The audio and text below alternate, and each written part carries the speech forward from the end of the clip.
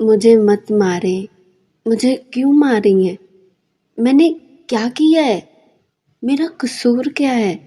Please خدا کے لیے مجھے مت مارے، میں نے کچھ نہیں کیا، میں سچ کہہ رہی ہوں۔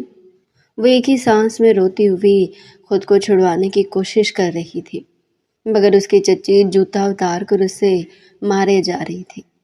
علینا کے بال بکھرے ہوئے تھے اور وہ خود کو چھڑوانے کی کوشش کر رہی تھی، لیکن اس کی چچی تو اسے ایک ہاتھ سے زور سے پکڑے دوسرے ہاتھ سے مارے جا رہی تھی۔ چچی نے پھر ایک زوردار جوتا اس کے سر پر مارا اور اس جوتے کی ہلکی سی ہیل علینا کی چوٹی پر زور سے لگی۔ اسے زور سے چیخ ماری اور کہنے لگی، مجھے کیوں مار رہی ہے؟ میرا قصور کیا ہے؟ تبھی وہ کہنے لگی، تجھے کیا لگتا ہے تو اگر تیار ہو کر سامنے جائے گی تو رشتے والے تجھے پسند کر لیں گے؟ تجھے کیا لگتا ہے کہ وہ اپنے بیٹے کی شادی تمہارے ساتھ ہی کریں گے؟ تم مصیبت بن کر ہمارے سروں پر منڈلا رہی ہے۔ کمبخت، تیری ہی وجہ سے یہ تیسرا رشتہ ہے جو میری بیٹی کے بجائے تجھے پسند کر کے چلے گئے ہیں۔ خدا کی قسم میرا بس چلے تو میں تمہارے منہ پر تیزاب پھینک دوں اور تمہاری شکل کو ہی بگاڑ دوں۔ وہ اسے مارے جا رہی تھی اور باتیں سنائے جا رہی تھی۔ یہ شور شرابہ جاری تھا کہ ساتھ والے گھر میں ابراہیم نے آوازیں سنی۔ وہ اپنے کمرے میں اسکیچنگ کر رہا تھا۔ اسے شروع سے ہی اسکیچنگ کرنے کا شوق تھا۔ اکثر اسے اس گھر سے لڑائی جھگڑے کی آوازیں آتی رہتی تھی، مگر ہر بار ایک عورت کی ہی آواز آتی تھی۔ آج اس عورت کے ساتھ ایک اور نسوانی آواز سن کر وہ بھی تھوڑا حیران ہوا۔ ساتھ ہی سسکیوں اور رونے کی بھی آوازیں آ رہی تھی۔ کافی دیر سے مسلسل سسکنے اور رونے کی آواز آ رہی تھی۔ پھر ابراہیم اپنے گھر کی چھت پر جا کر فصیل سے جھانک کر دیکھنے لگا۔ دونوں گھروں کی دیواریں اور چھت ملی ہوئی تھی، بس صرف ایک دیوار کا فاصلہ تھا۔ اب بھی اسے رونے کی آواز آ رہی تھی۔ کچھ سوچ کر وہ دیوار پھیلانگ کر اس طرف آ گیا۔ چھت پر ایک پرانا سا اسٹور روم جیسا کمرہ بنا ہوا تھا۔ وہ دروازے کے پاس پہنچا تو اندر سے مسلسل رونے کی آواز آ رہی تھی۔ ابراہیم نے دروازہ کھول کر اندر دیکھا تو سامنے گھٹنے پر سر رکھے ایک لڑکی رو رہی تھی۔ علینا کو دروازہ کھلنے کی آواز آئی تو وہ سمجھی کہ شاید ایک بار پھر چچی اسے مارنے آ رہی ہے، لیکن جب دیکھا کہ سامنے ایک لڑکا کھڑا ہے تو وہ اسے دیکھ کر گھبرا گئی تھی۔ پھر وہ کہنے لگی، کون ہے آپ؟ تبھی وہ کہنے لگا، گھبراؤ مت، میں کون ہوں یہ بات کی بات ہے، تم بتاؤ تم رو کیوں رہی ہو؟ سب خیریت ہے؟ علینا نے اس کے سامنے ہاتھ جوڑ دیے اور کہنے لگی، پلیز یہاں سے چلے جائیں، میری زندگی میں پہلے ہی بہت زیادہ مسئلے مسائل ہیں، آپ پلیز میرے مسائل کو اور مت بڑھائیں۔ ابھی وہ ہاتھ جوڑ کر یہ سب کہہ ہی رہی تھی کہ اس کی چچی ایک بار پھر وہاں پر آ گئی۔ جیسے ہی علینا کی چچی نے اسے اس لڑکے کے ساتھ دیکھا تو فوراً کہنے لگی، اچھا تو یہاں پر تم رنگ رلیاں منانے آتی ہو؟ میں نے تو سوچا تھا کہ 2 دن کمرے میں بند رکھوں گی تاکہ تم زمانے کی نظروں سے بچی رہو، لیکن تمہارے تو لچھن شروع سے ہی ایسے تھے۔ اس نے نہ آؤ دیکھا نہ تاؤ فوراً علینا کو مارنا شروع کر دیا۔ تو نے اس لڑکے کو بھی پھنسانا شروع کر دیا ہے؟ ابراہیم انہیں صفائیاں دیتا رہا مگر اس عورت کو کسی بات کا یقین نہیں آ رہا تھا۔ اس نے تو بس شور مچایا ہوا تھا اور علینا کو یہی کہہ رہی تھی کہ تمہارے لچھن ہی ایسے ہیں۔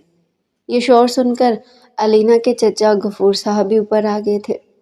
چچی نے جب انہیں دیکھا تو 2 کی 4 لگا کر سنانے لگی، دیکھو آج اپنی آنکھوں سے دیکھ لو، بہت اعتبار کرتے ہو نا اپنی بھتیجی پر، آج اپنی آنکھوں سے دیکھ لو کس طرح یہ پڑوس کی لڑکی کے ساتھ یہاں پر منہ کالا کر رہی ہے۔ اب تو میں ایک پل بھی اس لڑکی کو اپنے گھر میں نہیں رکھوں گی، یہ تو میری بیٹیوں کو بھی خراب کر دے گی، اور کل کو اگر کوئی بات ہو گئی تو میری بیٹیوں سے بھی کوئی شادی کرنے نہیں آئے گا، لوگ کہیں گے سب ایک جیسے ہیں۔ میں تو اب اسے برداشت نہیں کروں گی۔ میں آپ کو بتا رہی ہوں، وہ مسلسل بولے جا رہی تھی۔ غفور صاحب کو بھی غصہ آ گیا۔ تبھی وہ علینا سے کہنے لگے، آج تک میں تمہاری چچی کو ہی برا بھلا کہتا رہا اور اسے کہتا تھا کہ تم جھوٹ بولتی ہو، لیکن آج تو میں نے اپنی آنکھوں سے یہ سب کچھ دیکھ لیا ہے۔ سچ سچ بتاؤ، اس لڑکے کے ساتھ ہی تمہارا عاشقانہ چل رہا ہے نا؟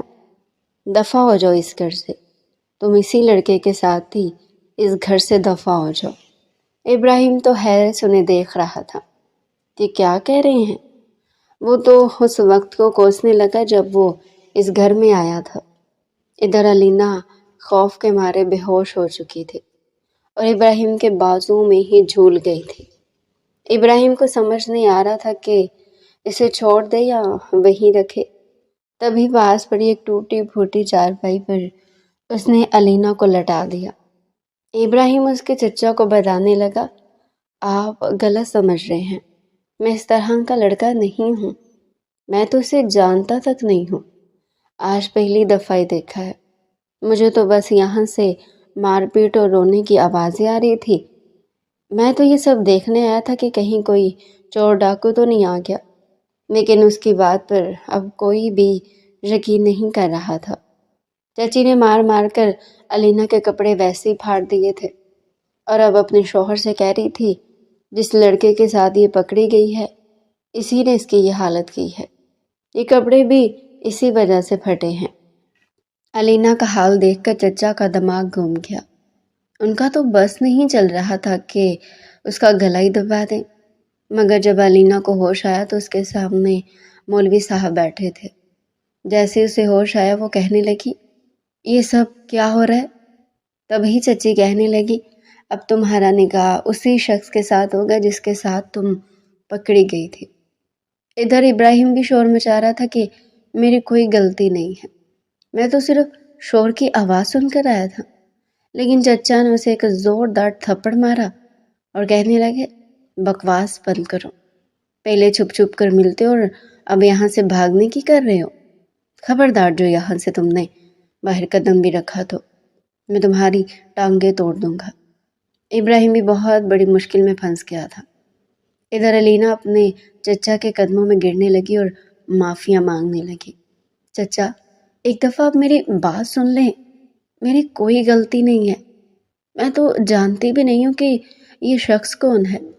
چچا نے بہت غصے سے اسے دیکھا اور اس کے پاس آ کر کہنے لگے، اب اگر تم نے زبان چلائی تو میں تمہارا گلا دبا دوں گا، کیوں شور شرابہ کر کے ہمیں پورے محلے میں بدنام کرتی ہو؟ چچا کو بہت دکھ ہو رہا تھا، انہیں اپنی بھتیجی سے بہت پیار تھا، ہمیشہ چچی کی مخالفت کر کے اس کا ساتھ دیا تھا، لیکن آج انہیں دکھ ہو رہا تھا کہ ان کی پیاری بھتیجی نے یہ گل کھلایا ہے۔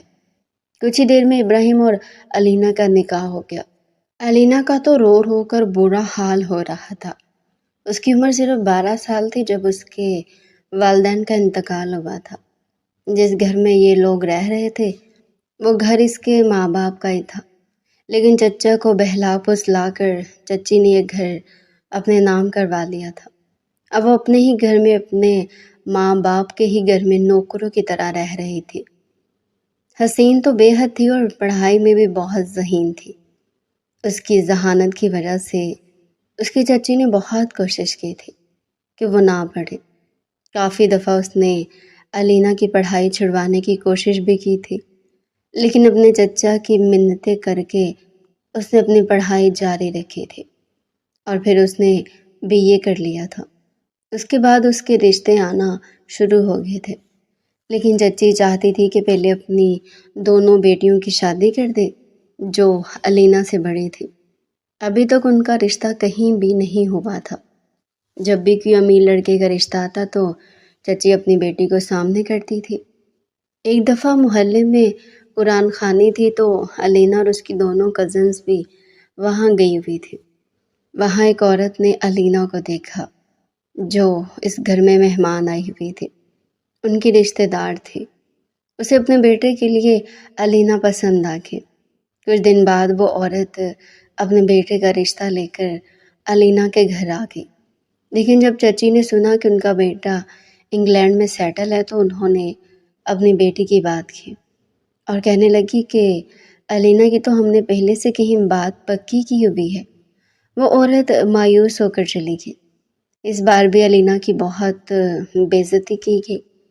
چچی نے اسے مارا اور کہا کہ تم لوگوں کے گھروں میں اپنے لیے رشتے دیکھنے جاتی ہو یا قرآن خوانی کرنے جاتی ہو؟ اس کے علاوہ بھی اگر کوئی رشتے کی غرض سے آتا تو چچی کی یہی خواہش ہوتی تھی کہ وہ اپنی دونوں بیٹیوں میں سے کسی ایک کی شادی کرواتے، لیکن جو بھی آتا وہ اجڑی ہوئی اور گھر کے کاموں میں گھن چکر بنی ہوئی علینا کو ہی پسند کر کے چلا جاتا تھا۔ کوئی دن ایسا خالی نہ جاتا جب اس پر مار پیٹ نہ کی جاتی۔ آج بھی رشتے والے اسے پسند کر چکے تھے، جبکہ چچی نے انہیں اپنی بیٹی کے لیے بلایا تھا، اور ان کے چلے جانے کے بعد چچی نے علینا کو بہت شدت سے مارا تھا۔ اب علینا اور ابراہیم کا نکاح ہو چکا تھا، جبکہ علینا کو ابراہیم پر بہت زیادہ غصہ آ رہا تھا جب وہ اس کا ہاتھ پکڑ کر گھر سے نکلا۔ وہ بھی ابراہیم ہی تھا جس نے اس کا ہاتھ پکڑا اور اسے پڑوس میں اپنے گھر لے آیا۔ علینا نے گھر کے اندر داخل ہوتے ہی ابراہیم سے اپنا ہاتھ چھڑوا لیا اور روتے ہوئے اس پر چیخنے لگی۔ وہ کہنے لگی، تمہاری وجہ سے میری زندگی خراب ہو گئی ہے۔ پہلے میری زندگی میں کیا کم پریشانیاں تھیں جو تم بھی میری زندگی برباد کرنے لگے ہو۔ وہ رو رہی تھی جبکہ ابراہیم اس سے تسلی دینے لگا۔ وہ کہہ رہا تھا، پلیز رونا بند کرو، میں تو بس دیکھنے کے لیے وہاں گیا تھا، میں تو سمجھا تھا کہ شاید کوئی چور ڈاکو ہے، مجھے کیا پتا تھا کہ یہ سب ہو جائے گا۔ ابراہیم اس گھر میں اکیلا ہی رہتا تھا۔ اس کے والدین کو وفات پائے بہت عرصہ ہو چکا تھا اور یہ گھر اسے اپنے دادا کی وراثت میں ملا تھا۔ وہ اسی گھر میں رہتا تھا اور ایک اچھی کمپنی میں جاب کرتا تھا۔ صبح دفتر چلا جاتا اور چھٹی والے دن چھت پر بنے کمرے میں اسکیچنگ کیا کرتا۔ وہاں اس نے اپنے ماں باپ اور دادا کی بہت ساری تصویریں بنائی ہوئی تھی۔ علینا ابھی تک منہ پھلائے بیٹھی ہوئی تھی جبکہ ابراہیم اسے منا رہا تھا۔ وہ کہنے لگا، علینا، اب جو کچھ ہونا تھا وہ ہو چکا ہے، اب تمہیں بھی کوآپریٹ کرنا پڑے گا۔ اس میں میری کیا غلطی ہے؟ میں نے تو تمہاری عزت بچائی ہے، ورنہ میرا تو ابھی شادی کا کوئی ارادہ نہیں تھا۔ میں نے بھی یہ شادی زبردستی کی ہے۔ اب تمہیں چاہیے کہ تم میرا ساتھ دو۔ یہ میرا گھر ہے اور اب اس گھر کو تم نے ہی سنبھالنا ہے۔ میں یہاں اکیلا رہتا ہوں، اس لیے کچن کا کوئی سامان نہیں رکھا، باہر سے کھانا لایا کرتا تھا، لیکن اب تم اس گھر میں آ گئی ہو تو میں تمہیں کچن کا سارا سامان لا دوں گا، اور اس کے علاوہ جو بھی ضرورت کی چیز ہوگی وہ میں مارکیٹ سے لے آؤں گا۔ بس تم نے میرے گھر کو سنبھال کے اور سنوار کے رکھنا ہے۔ پہلے تو کافی دیر علینا روتی رہی، لیکن پھر یہ سوچ کر سکون میں آ گئی کہ اب اسے اپنی چچی اور کزن کی مار تو نہیں کھانی پڑے گی، کیونکہ اکثر جب چچی اسے مار رہی ہوتی تو اس کی بڑی کزن بھی اس پر ہاتھ اٹھا دیتی تھی۔ کافی عرصے سے وہ یہ ظلم برداشت کر رہی تھی۔ دھیرے دھیرے اس کا دل اس گھر میں لگنے لگا۔ ابراہیم نے اس کے قریب آنے کی کوشش نہیں کی تھی۔ گھر کے سارے کام وہ کر دیا کرتی تھی، کھانا بناتی، اور ابراہیم اس کا بنایا ہوا کھانا بہت پسند آتا تھا، کیونکہ اس سے پہلے اس نے گھر کا کھانا بہت کم ہی کھایا تھا۔ ایک شام وہ چھت پر سوکھے ہوئے کپڑے اتارنے گئی تو ایک دم سے تیز بارش شروع ہو گئی۔ ابراہیم ابھی دفتر سے آیا تھا۔ اس نے جب نیچے کمرے میں دیکھا تو علینا وہاں نہیں تھی، اس لیے وہ بھی چھت پر آ گیا۔ علینا نے جلدی جلدی سوکھے کپڑے اتارے اور اندر رکھ دیے، لیکن بارش میں اس کے اپنے کپڑے بھیگ چکے تھے اور بھیگے کپڑوں میں اس کا جسم واضح طور پر نظر آ رہا تھا۔ ابراہیم نے جب اسے دیکھا تو وہ کھوس آ گیا۔ تبھی وہ اس کے قریب آیا اور اس کی کمر پر ہاتھ رکھ کر اسے اپنے ساتھ لگا گیا۔ علینا اسے خود سے دور کرنا چاہتی تھی۔ جیسے اس نے اپنے ہاتھ ابراہیم کے پیٹ پر رکھے اور اسے پیچھے دھکیلنے کی کوشش کی، ابراہیم نے اسے زور سے کمر سے پکڑا اور اپنی لب اس کے لبوں پر رکھ دیے۔ اسی وقت دوسری چھت پر نہاتے ہوئے اس کی کزن نیلم ان دونوں کو دیکھ رہی تھی۔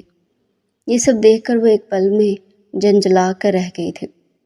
علینا تو ابراہیم کی گرم سانسوں کو محسوس کر کے خود بھی اس میں سما گئی تھی، لیکن نیلم فوراً اپنی ماں کے پاس گئی اور کہنے لگی، اماں تم نے علینا کی شادی ابراہیم سے کیوں کروائی تھی؟ ابراہیم تو بہت خوبصورت ہے، اگر شادی کروانی تھی تو میری شادی کر دیتی، اور میں اوپر ان دونوں کو دیکھ کر آئی ہوں، وہ علینا کے ساتھ رومانس کر رہا تھا، مجھ سے تو یہ سب برداشت نہیں ہوگا، اس لیے جلدی نیچے آ گئی۔ اب نیلم سوچ رہی تھی کہ وہ کس طرح ان دونوں کے درمیان پھوٹ ڈالے۔ کافی دیر تک وہ یہی منصوبہ بناتی رہی، پھر وہ بھاگی ہوئی گھر سے باہر نکلی اور ابراہیم کے گھر کے باہر تھی۔ نیلم نے دروازے پر دستک دی۔ اس وقت ابراہیم اور علینا بارش میں چھت پر کھڑے تھے۔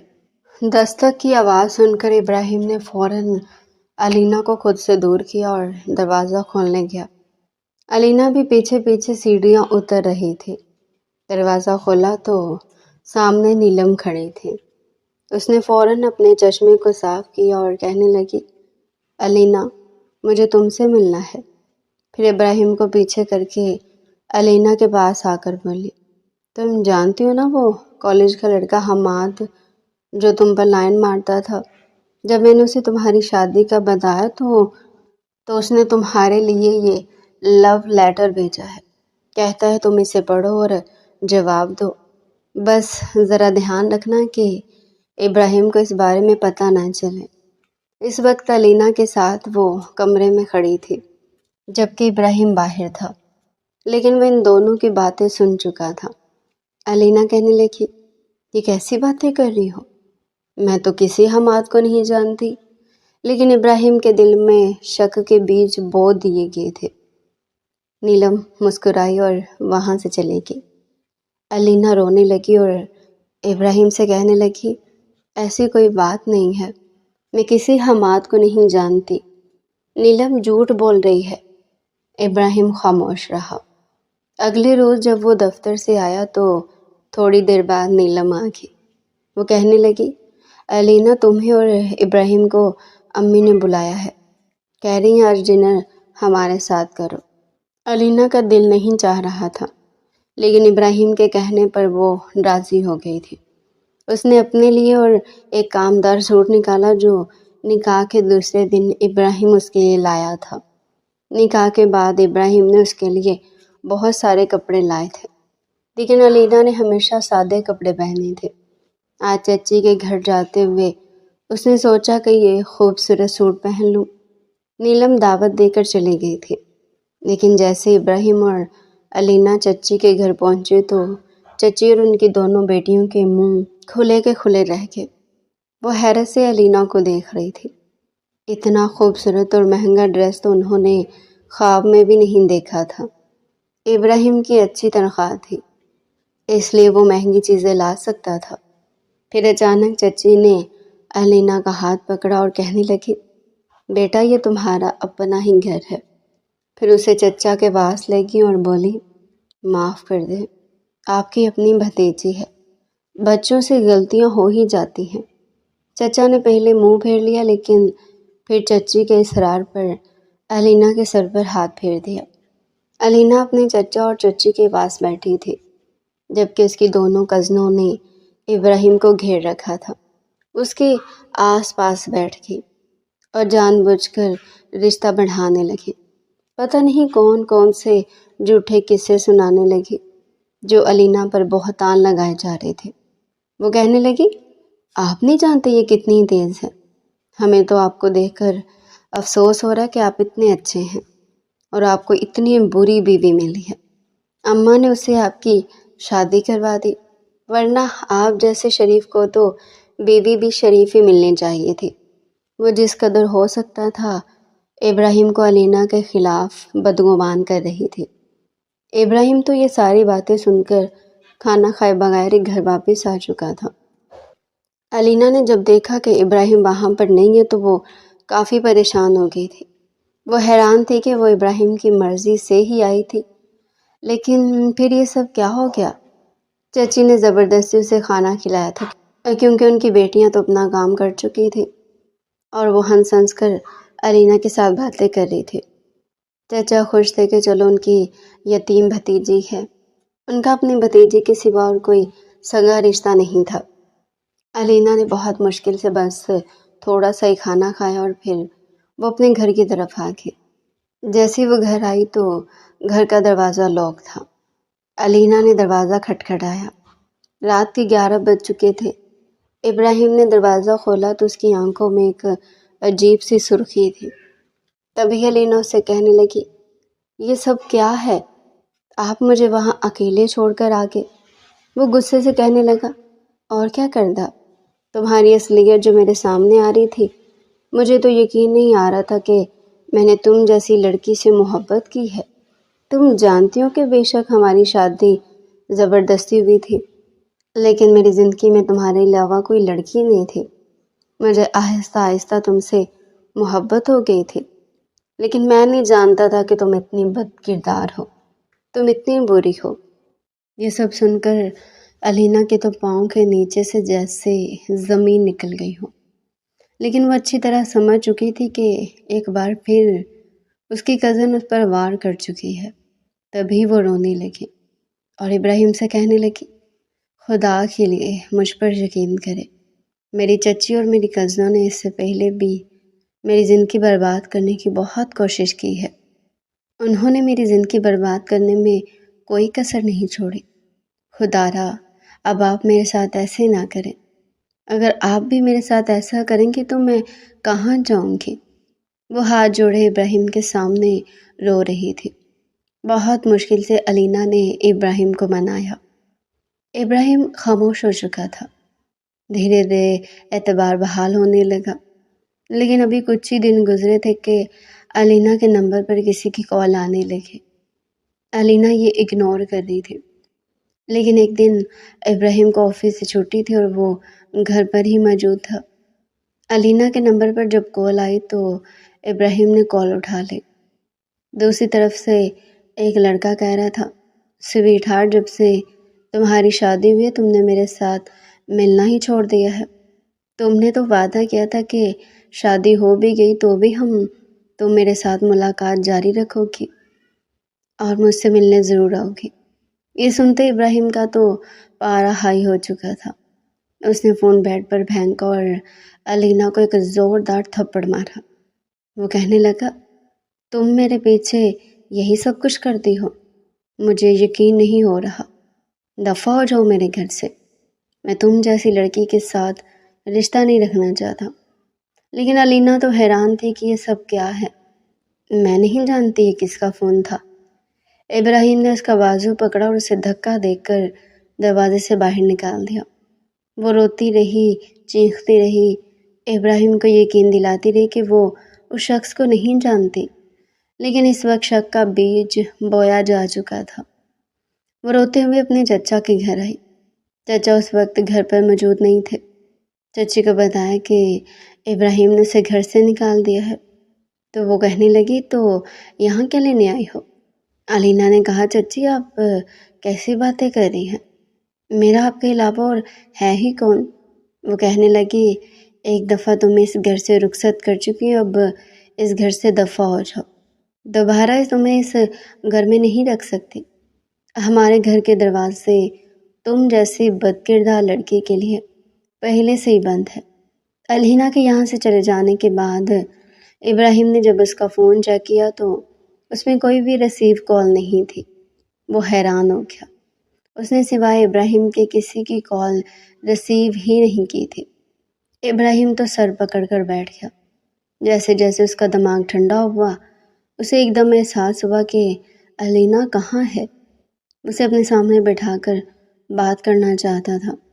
وہ چاہتا تھا کہ اس لڑکے تک پہنچے، یہ جانے کہ وہ کیوں کال کر رہا تھا اور کس کے کہنے پر کر رہا تھا۔ اسی وقت ابراہیم نے اپنے دوست کو کال کی اور اس سے وہ نمبر دیا اور کہا کہ اس نمبر کو ٹریس کروا کر ساری انفارمیشن نکلواؤ۔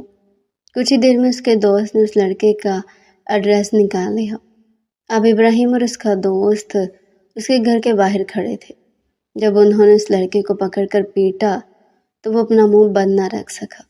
وہ کہنے لگا، مجھ سے تو نیلم نے کہا تھا کہ میں علینا کو تنگ کروں۔ اس نے مجھے اس کام کے پورے 5,000 روپے دیے تھے۔ یہ سن کر ابراہیم کو شدید افسوس ہوا۔ وہ پریشان ہو گیا کہ بے شک علینا کے ساتھ ابھی تک اس کے اتنے اچھے تعلقات نہ تھے، لیکن وہ اسے اچھی لگتی تھی۔ وہ اسے پیار کرنے لگا تھا۔ وہ کیسے ان لوگوں کے جال میں آ گیا تھا؟ اسی وقت علینا کی چچی کے گھر گیا، مگر وہاں علینا موجود نہیں تھے۔ وہ کہنے لگا، نہیں، میں جانتا ہوں کہ آپ کے گھر کے علاوہ اس کا اور کوئی ٹھکانہ نہیں ہے، وہ اور کہیں نہیں جا سکتے، مجھے سچ سچ بتائیں۔ علینا اندر ہی ہوگی۔ تبھی اس کی چچی کہنے لگی، نہیں، ہم نے تو اسے اسی وقت گھر سے نکال دیا تھا۔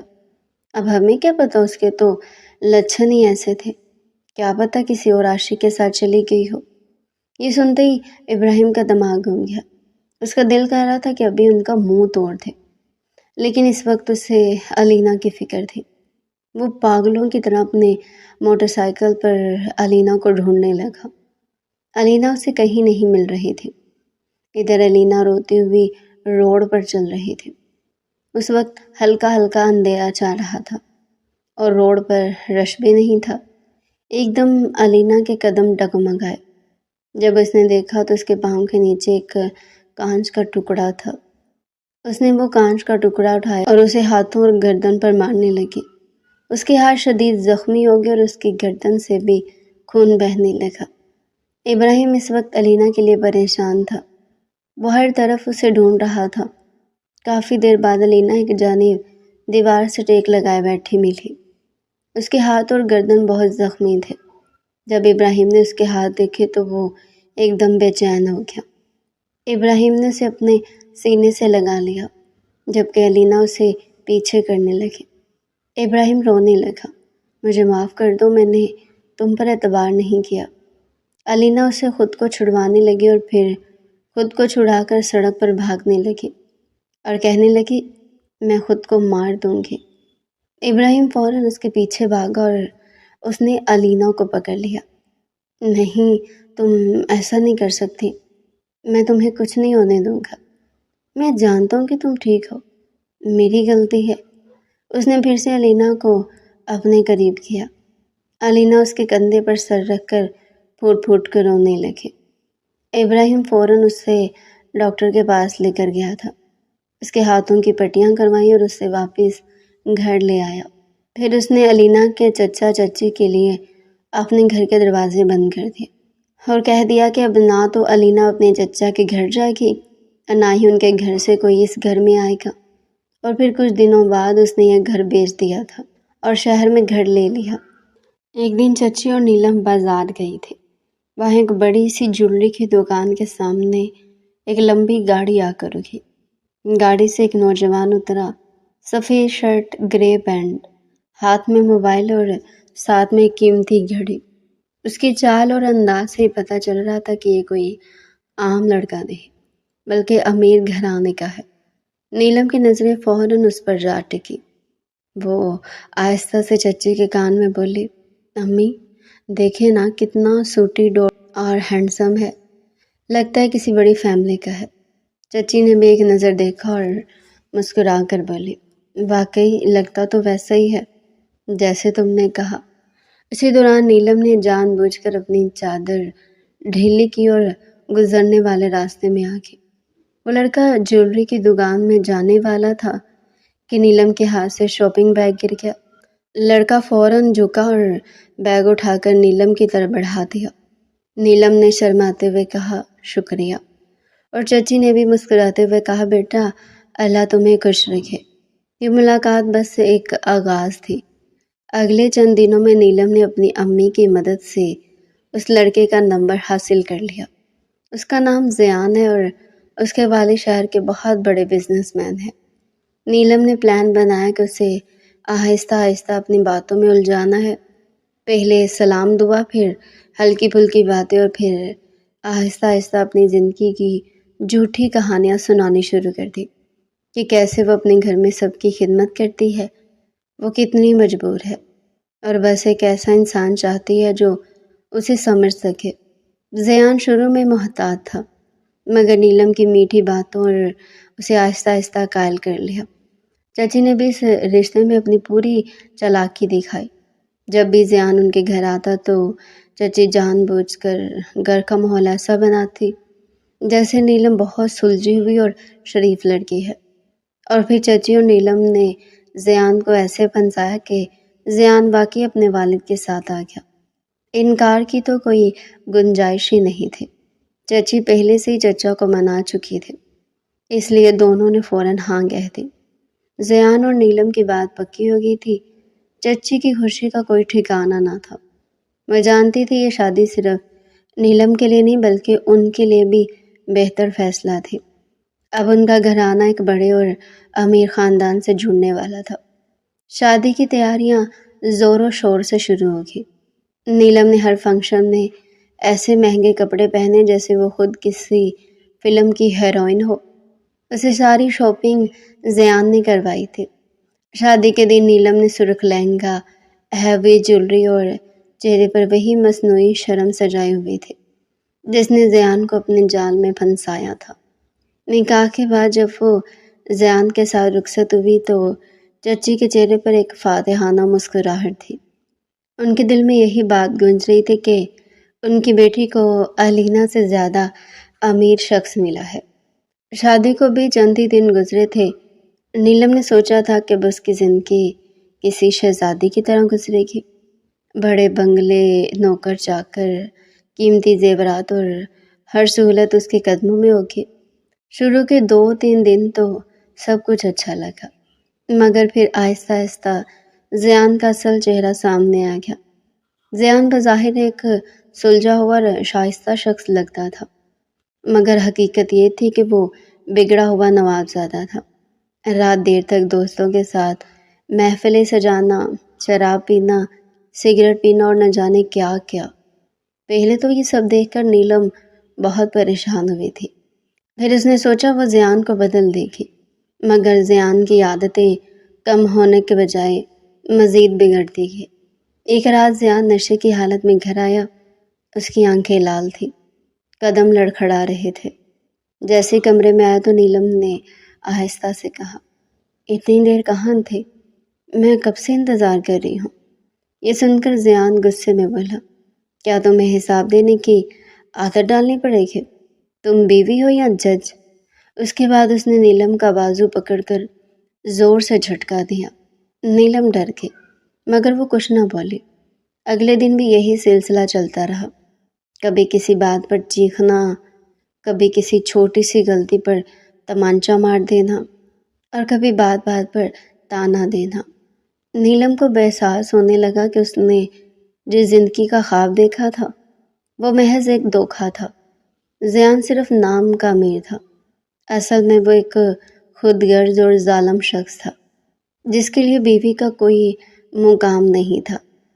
اس کی زندگی کا مقصد بس عیش و عشرت اور نشے میں ڈوبے رہنا تھا۔ اس کا باپ تو بس شادی کروا کر کہیں دوسرے ملک چلا گیا تھا۔ سننے میں آیا تھا کہ اس نے اپنی بیوی کے مرنے کے بعد دوسری شادی کی ہوئی تھی۔ چچی کو جو پہلی بار نیلم نے فون کر کے روتے ہوئے بتایا کہ زیان نے اسے مارا ہے تو چچی نے ہنس کر کہا، بیٹا یہ شادی شدہ زندگی کا حصہ ہے، مرد غصے میں کبھی کبھی ایسا کر دیتے ہیں، تم برداشت کرو، وقت کے ساتھ سب ٹھیک ہو جائے گا، پھر سب کچھ تمہاری مٹھی میں ہوگا۔ مگر یہ وقت کبھی نہیں آیا، الٹا حالات مزید خراب ہونے لگے۔ زیان اب اکثر دوستوں کو بھی گھر لے آتا اور نشے کی محفل بیوی کے سامنے سجتی۔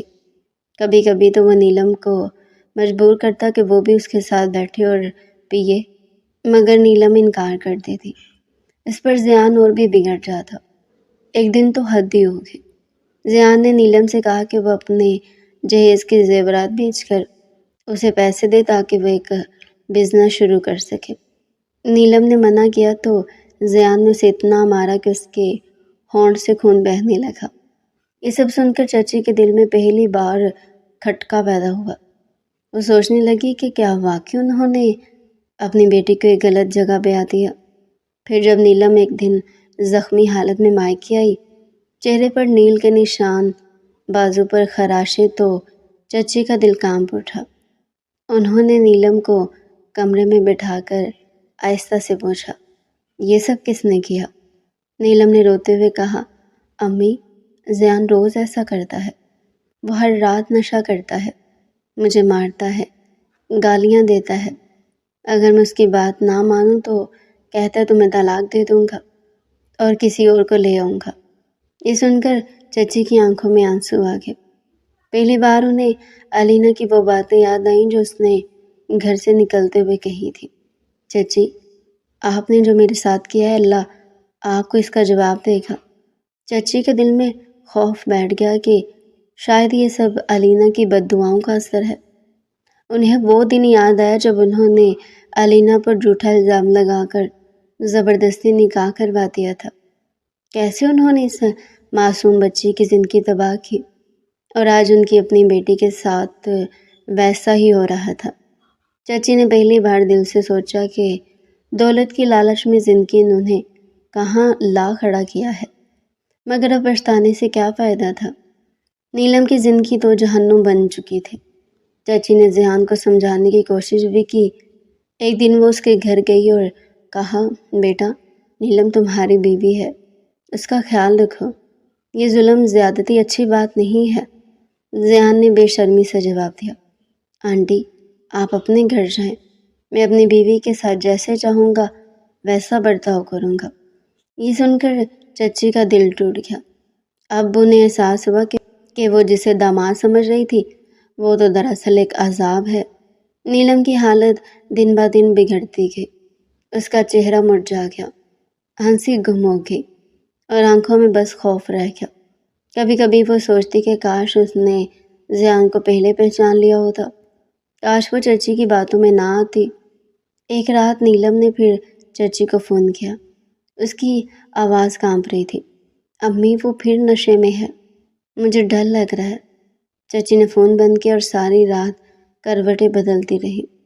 ان کے دل میں بار بار علینا کی وہ معصوم شکل آتی جو ان کی وجہ سے برباد ہوئی تھی۔ وہ سوچتی رہی کہ شاید واقعی بد دعائیں خالی نہیں جاتی۔ چچی اب ہر روز اللہ سے دعا کرنے لگی کہ کسی طرح نیلم اس عذاب سے نکل آئے، مگر ذیان نے نیلم کو اپنے قید خانے میں جکڑ رکھا تھا، اس کا فون تک چیک کر تھا، باہر جانے کی اجازت نہیں دیتا تھا اور ذرا سی بات پر ہاتھ اٹھا دیتا۔ چچی جانتی تھی کہ اب صرف ایک معجزہ ہی ان کی بیٹی کو بچا سکتا ہے، مگر وہ یہ بھی جانتی تھی کہ معجزے اکثر ان لوگوں کے لیے آتے ہیں جو دوسروں کے ساتھ اچھا کرتے ہیں، اور شاید انہوں نے اپنی زندگی میں اتنے گناہ کیے تھے کہ اب معجزے کا وقت گزر چکا تھا۔ چچی نے کئی راتیں جاگ کر گزاری۔ نیلم کی حالت دیکھ کر ان کا دل ٹکڑوں میں بٹ چکا تھا، مگر اس کے ساتھ ساتھ ایک اور خلش انہیں اندر ہی اندر کھائے جا رہی تھی، علینا کی یاد، وہ معصوم سی بچی جو ان کے ظلم سہ کر اس گھر سے گئی تھی، آج نہ جانے کہاں ہوگی۔ چچی کے دل میں ایک ہی بات گونجتی رہتی تھی، کاش میں اس سے معافی مانگ لوں، شاید میری بیٹی کا دکھ کم ہو جائے۔ چچی نے فیصلہ کیا کہ وہ علینا کو ضرور تلاش کرے گی۔ انہوں نے سب سے پہلے محلے کے لوگوں سے پوچھنا شروع کیا۔ سب نے یہی کہا کہ وہ نہیں جانتے کہ ابراہیم کہاں گیا ہے۔ چچی کا دل ڈوب گیا۔ ان کے ذہن میں علینا کی وہ سسکیاں گونجنے لگی جب وہ کہہ رہی تھی، چچی مجھے کیوں مار رہی ہیں، میرا قصور کیا ہے؟ وہ الفاظ اب خنجر کی طرح ان کے دل میں چبھتے تھے۔ انہوں نے مزید کوشش کرنے کا فیصلہ کیا اور پھر وہ محلے کے امام صاحب کے پاس گئی اور ان سے ابراہیم کا پوچھا تو وہ بھی کہنے لگے کہ انہیں نہیں پتا۔ مزید انہوں نے کہا، اگر کہیں پتہ چلا تو بتا دوں گا۔ چچی کی حالت عجیب ہو گئی تھی، رات کو نیند نہیں آتی تھی، کھانے کا دل نہیں کرتا تھا، جب بھی آئینے میں خود کو دیکھتی تو ایسا لگتا جیسے ان کے چہرے پر پچھتاوے کی لکیریں مزید گہری ہو گئی ہوں۔ وہ سوچتی، میں نے ایک یتیم بچی پر ظلم کیا ہے، پھر میری بیٹی خوش کیسے ہو سکتی ہے؟ ایک دن چچی نے نیلم سے کہا، بیٹا، اگر میں علینا کو ڈھونڈ لوں اور اس سے معافی مانگ لوں تو شاید تمہاری زندگی کے دکھ کم ہو جائیں۔ نیلم نے خاموشی سے ماں کو دیکھا۔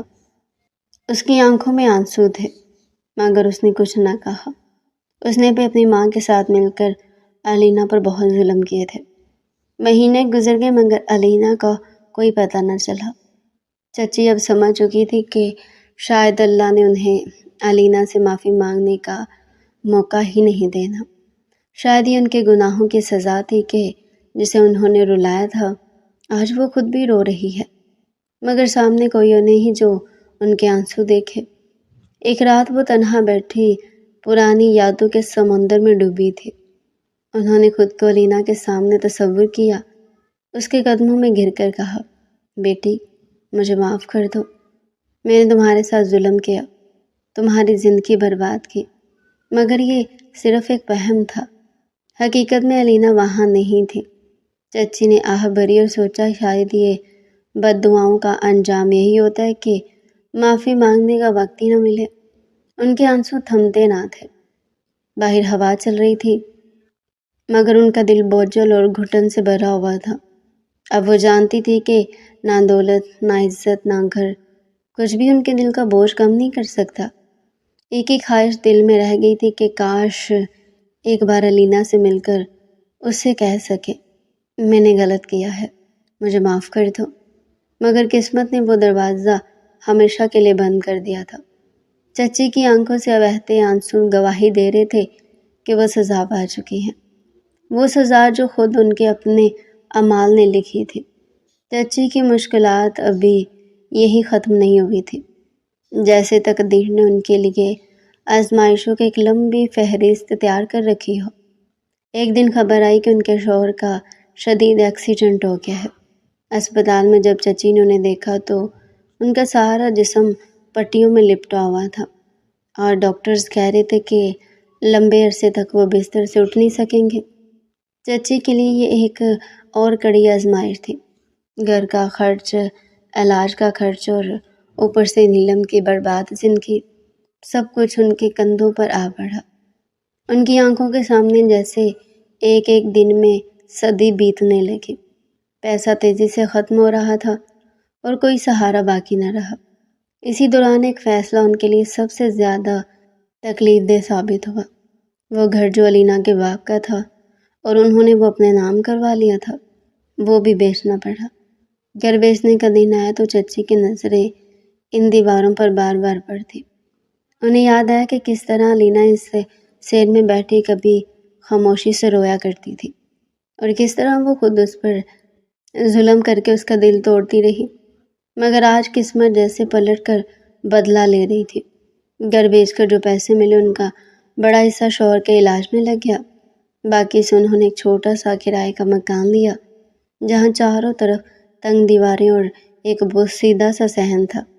بڑے مکان کی کشادگی اور سہولتیں سب ختم ہو گئی۔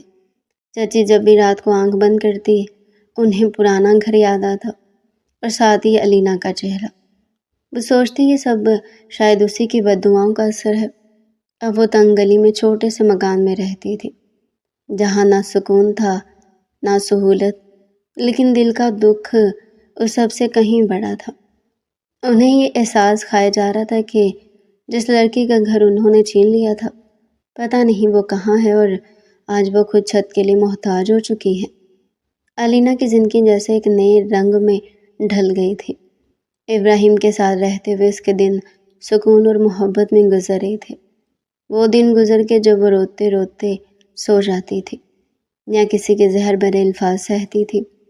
ابراہیم کا رویہ اس کے لیے ایک مرہم کی طرح تھا جو ماضی کے زخم آہستہ آہستہ بھر رہا تھا۔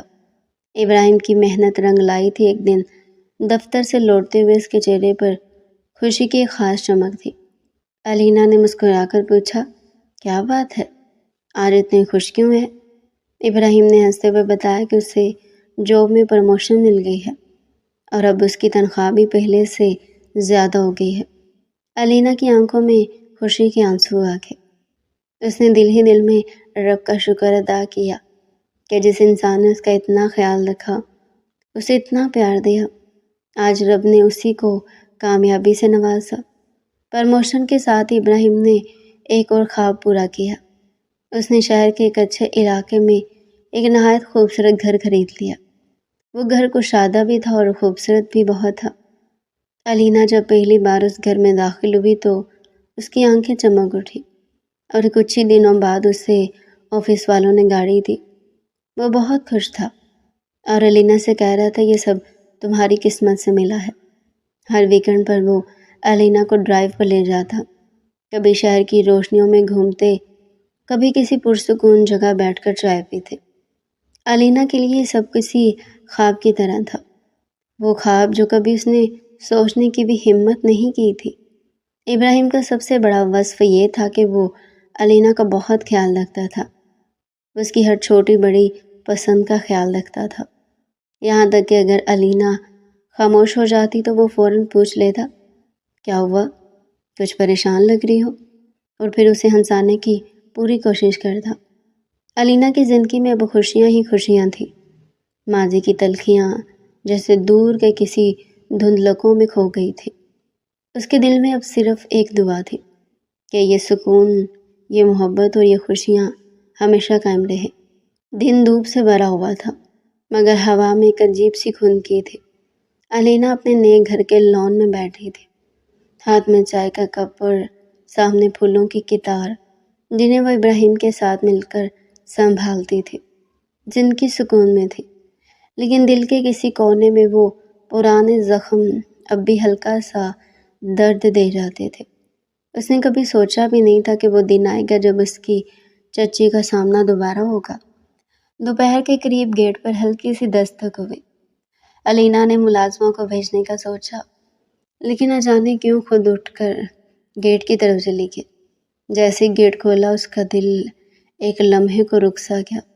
سامنے چچی کھڑی تھی، وہی چچی جن کی آنکھوں میں کبھی اس کے لیے سختی اور نفرت کے سوا کچھ نہیں تھا، مگر آج ان کی آنکھوں میں شکست، شرمندگی اور تھکن صاف جھلک رہی تھی۔ چچی کے ہونٹ کانپ رہے تھے۔ وہ دھیمی آواز میں بولی، الینا بیٹی، کیا تم مجھے پہچانتی ہو؟ الینا کا دل جیسے ماضی کے سارے واقعات دہرانے لگا، وہ تانے، وہ دھکے، وہ الزام جو اس کے دل کو چیر گئے تھے۔ مگر آج ان سب کے بیچ ایک اور تصویر کھڑی تھی، چچی کا کمزور چہرہ، آنکھوں میں نمی۔ جی پہچانتی ہوں۔ الینا کی آواز ٹھہری ہوئی تھی، مگر اس میں ایک سرد مہری تھی جسے وہ خود بھی محسوس کر سکتی تھی۔ چچی نے دھیرے سے کہا، میں تم سے معافی مانگنے آئی ہوں۔ تمہیں جو دکھ دیا اور جو الزام لگائے، میں جانتی ہوں میں نے تمہارے ساتھ بہت غلط کیا تھا۔ ان کی آنکھوں سے آنسو بہنے لگے اور وہ دروازے کی دہلیز پر ہی بیٹھ گئی۔ الینا نے حیرت سے ان کی طرف دیکھا۔ اب یہ سب کیوں یاد آیا؟ چچی، جب مجھے آپ کی ضرورت تھی تب تو آپ نے میرا ہاتھ چھوڑ دیا تھا۔ چچی نے سر جھکا لیا۔ بیٹی، یہ دنیا ایک پل میں بدل جاتی ہے، میں نے تمہاری بد دعائیں بھگتی ہیں۔ ان کی آواز میں کپ کپاہٹ تھی۔